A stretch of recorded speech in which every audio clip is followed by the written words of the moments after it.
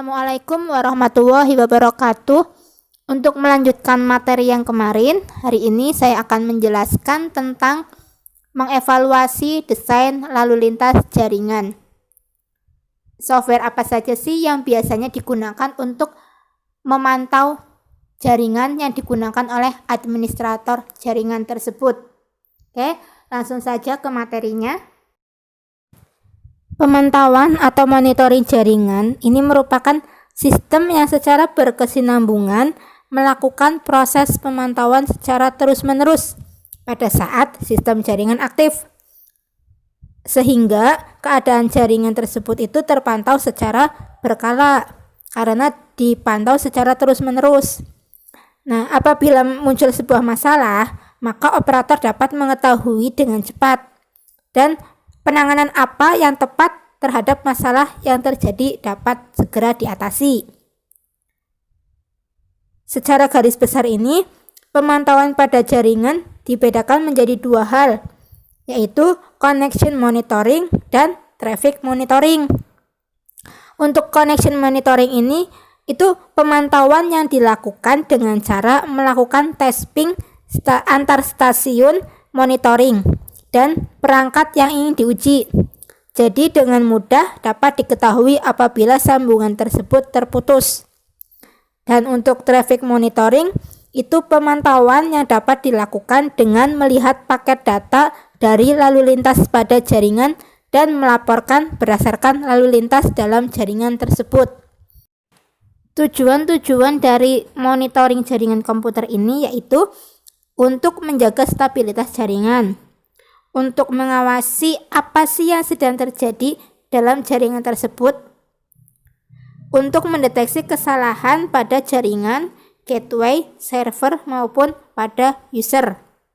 Terus yang terakhir, untuk memberitahu masalah kepada administrator jaringan secara cepat dan mempermudah analisis troubleshooting pada jaringan tersebut.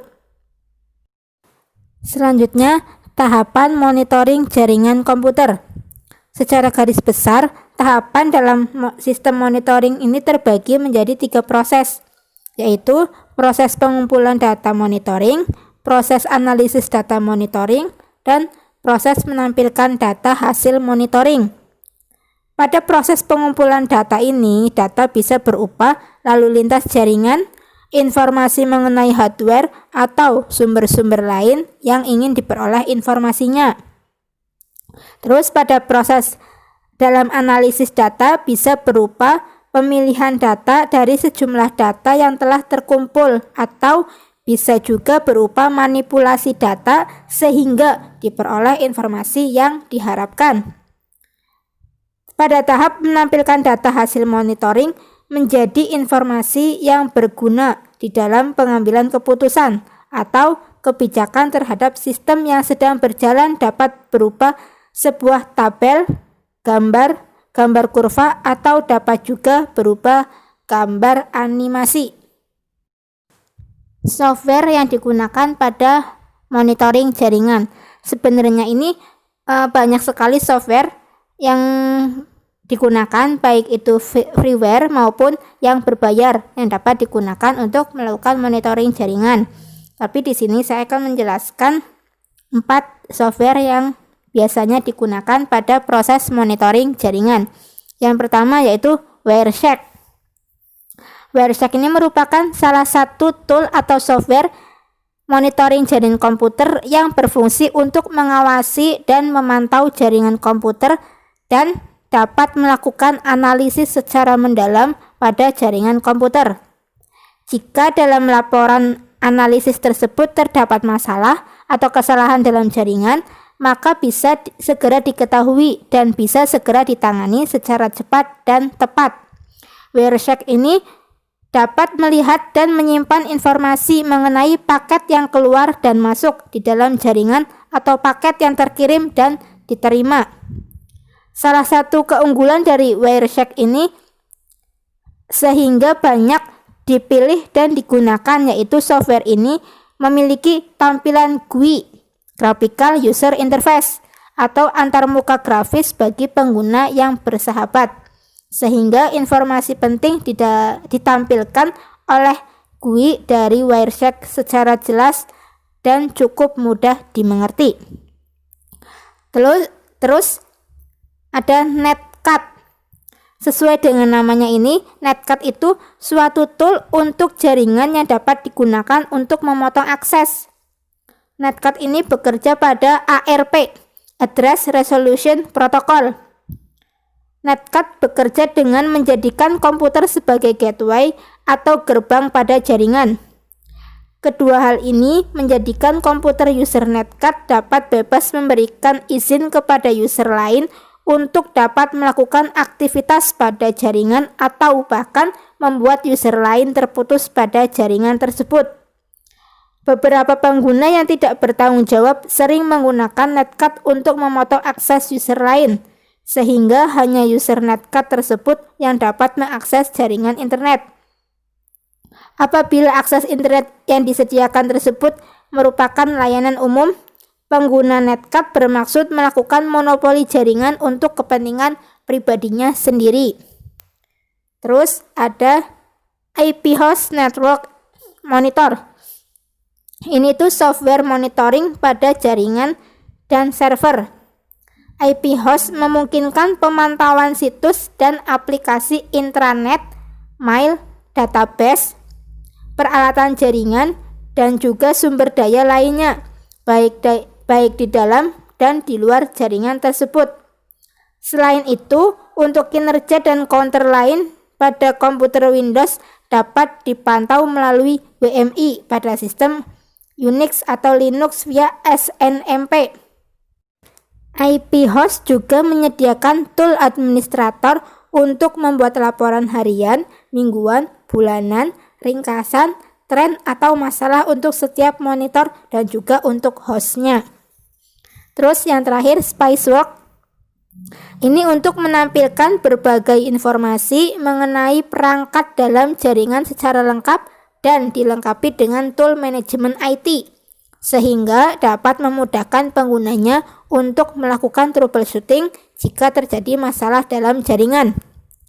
Spiceworks akan mengelola jaringan komputer mulai dari memberikan informasi disk space, antivirus yang digunakan, hingga memberikan pesan dan pemberitahuan saat terjadi error atau masalah pada jaringan.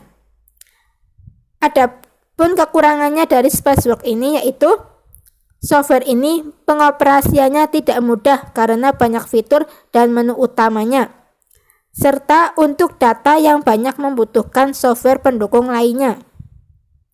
Namun pada umumnya software ini tuh memiliki fungsi yang sama, yaitu digunakan untuk melihat beberapa parameter jaringan seperti hardware jaringan, IP address, status, distance, lalu lintas data, sistem operasi yang digunakan, hostname, NetBIOS, NetBIOS name, NetBIOS user, SNMP status, dan trap. Selanjutnya, Parallel Router Traffic Grabber atau disingkat dengan PRTG.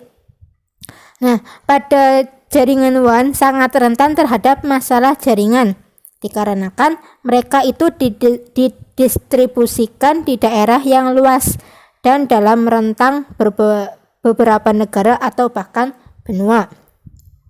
WAN menggunakan software pemantauan yaitu menggunakan real-time software monitoring WAN. Contohnya ini seperti PRTG Network Monitoring. Ini digunakan untuk membantu mengontrol bandwidth WAN, untuk memonitoring lalu lintas WAN, dan memecahkan semua masalah jaringan dengan efektif.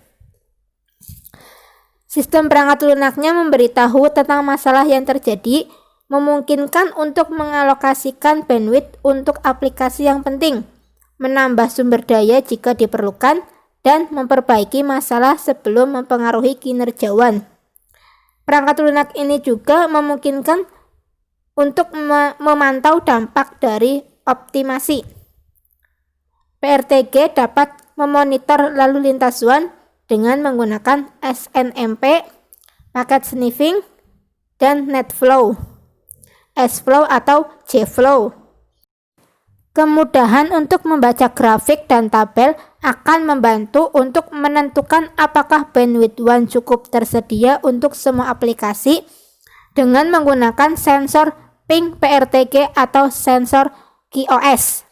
Administrator dapat memeriksa latensi, paket loss, dan jitter dalam jaringan. Selain itu juga, perangkat lunak monitoring PRTG WAN ini memungkinkan untuk memonitor penggunaan internet, memeriksa CPU, penggunaan memori Windows, memantau pertukaran server, pembaruan file monitor, ruang disk, dan yang lainnya.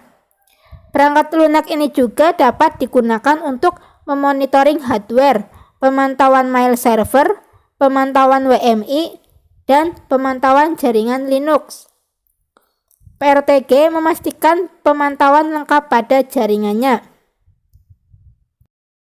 Selanjutnya ada SNMP, Simple Network Management Protocol. Ini tuh protokol standar yang dikembangkan untuk mengelola node seperti server, workstation, router, switch, dan hub dalam jaringan IP. SNMP ini memberi kemampuan kepada administrator jaringan untuk mengelola sumber daya jaringan, menemukan dan memecahkan permasalahan jaringan, serta perencanaan dalam pengembangan jaringan. Protokol SNMP ini ada 3 versi. Versi yang pertama, ini tuh protokol request atau respon yang sederhana. Sistem manajemen jaringan membuat sebuah permintaan kepada peralatan yang dikelola dan akan mengembalikan respon. Kegiatan tersebut diimplementasikan dengan menggunakan salah satu dari 3 operasi protokolnya, yaitu 3 protokol tersebut yaitu ada GET, GET-NEXT, dan TRAP. Operasi GET ini digunakan dengan cara mengelola sistem untuk mendapatkan nilai dari satu atau lebih informasi dari sebuah agen. Terus, untuk operasi GET-NEXT ini digunakan dengan cara mengelola sistem untuk menentukan nilai informasi objek dalam sebuah agen. Dan untuk operasi TRAP ini digunakan oleh agen untuk menginformasikan kejadian yang signifikan dalam peralatan berprotokol SNMP yang terhubung dalam jaringan kepada sistem pengelola. Terus versi yang kedua, ini tuh evolusi dari SNMP versi 1. Operasi GET, GET-NEXT, dan sekumpulan operasi yang digunakan dalam SNMP versi 1 ini berfungsi sama dalam SNMP versi 2. Namun bedanya, pada SNMP versi 2 ini menambahkan dan mengembangkan beberapa operasi protokol. Contohnya, operasi TRAP SNMP versi 2 memiliki fungsi yang sama dengan versi 1, tetapi menggunakan format pesan yang berbeda dan dirancang untuk menggantikan TRAP SNMP versi 1. Terus, SNMP versi 3 ini menambahkan keamanan dan kemampuan konfigurasi remote dengan versi sebelumnya. Arsitektur SNMP versi 3 memperkenalkan User-Based Security Model untuk pesan keamanan dan View-Based Access Control Mode untuk kontrol akses. Arsitektur tersebut mendukung penggunaan paralel antara keamanan, kontrol akses, dan model pemrosesan pesan yang berbeda. SNMP merupakan bagian dari arsitektur manajemen jaringan internet. Pada model manajemen jaringan ini terdiri dari beberapa elemen sesuai definisi RFC, Request for Comment, yang berbeda. Antara lain sebagai berikut. Yang pertama, elemen jaringan. Ini tuh merupakan hardware yang terhubung dengan jaringan dan memiliki IP seperti komputer, router, switch, UPS, printer, dan yang lainnya. Terus yang kedua ada agen. Agen itu modul software yang berada dalam elemen jaringan yang bertanggung jawab untuk mengumpulkan dan menyimpan informasi. Contohnya itu seperti kesalahan, status, temperatur, dan konfigurasi. Terus yang ketiga ada objek yang dikelola. Ini tuh karakteristik sistem pengelola yang dapat dikelola. Terus yang keempat, manajemen information base. Kumpulan objek yang dikelola yang disimpan dalam database informasi virtual. Kelima, ada notasi sintak. Ini tuh sebuah bahasa yang mendeskripsikan objek yang dikelola MIB dalam format mesin yang independen. Keenam, ada Structure of Management Information. Ini fungsinya untuk menentukan aturan dalam mendeskripsikan informasi manajemen menggunakan ASN1 atau Abstract Syntax Notation. Terus yang ketujuh, Network Management Station. Ini tuh merupakan peralatan yang digunakan untuk mengeksekusi aplikasi manajemen untuk memantau atau mengkonfigurasi elemen jaringan. Yang kedelapan, ada protokol manajemen. Protokol ini digunakan atau dipertukarkan informasi antar sistem yang dikelola, elemen jaringan, dan sebuah sistem pengelola NMS. Nah, sebenarnya secara garis besar, pada struktur dasar SNMP terdiri dari 3 komponen, yaitu managed system atau elemen jaringan, agen atau network management software, dan network management station. Managed system ini mengacu pada sebuah alat seperti router, switch, printer, server, dan sebagainya dalam sebuah jaringan yang dikelola, di mana di dalamnya terdapat sebuah agen yang mengumpulkan dan menyimpan informasi spesifik mengenai peralatan tersebut dan juga menyediakan informasi kepada NMS melalui protokol SNMP. Sedangkan agen ini sebuah modul software yang berada dalam managed system secara lokal, bertanggung jawab dalam pengumpulan data dan menyimpan informasi. Aplikasi SMP ini berjalan dalam sebuah stasiun manajemen jaringan dan menyebarkan perintah-perintah untuk mengumpulkan informasi mengenai status, konfigurasi, dan daya kerja dari elemen jaringan. Agen SNMP ini bekerja dalam managed system dan merespon perintah NMS melalui operasi GET. Sebagai tambahan, agen mengirimkan kembali laporan-laporan yang tidak diperlukan, yang disebut dengan traps, kembali ke NMS ketika aktivitas tertentu dalam jaringan terjadi. Trap dapat memberitahukan kejadian-kejadian seperti sinyal email, automasi halaman, atau modifikasi parameter server dalam jaringan. Untuk alasan keamanannya, SNMP memvalidasi setiap permintaan dari SNMP Manager sebelum merespon permintaan yang diberikan, dengan memverifikasi bahwa manajer tersebut berada dalam komunitas SNMP yang dengan hak yang seharusnya. Komunitas SNMP ini adalah relasi logika antar gen SNMP dengan satu atau lebih SNMP Manager. Komunitas ini memiliki sebuah nama dan semua anggotanya memiliki hak akses yang sama. Baik read-only, anggota yang hanya dapat melihat informasi konfigurasi dan daya guna, ataupun read-to-write, anggota dapat melihat informasi dan daya guna serta mengubah informasi tersebut. Itu saja materi yang saya sampaikan untuk hari ini. Untuk materi selanjutnya akan saya sampaikan di materi yang berikutnya. Terima kasih sudah menonton video saya dari awal sampai akhir. Semoga video ini bermanfaat buat kalian semua. Wassalamualaikum warahmatullahi wabarakatuh.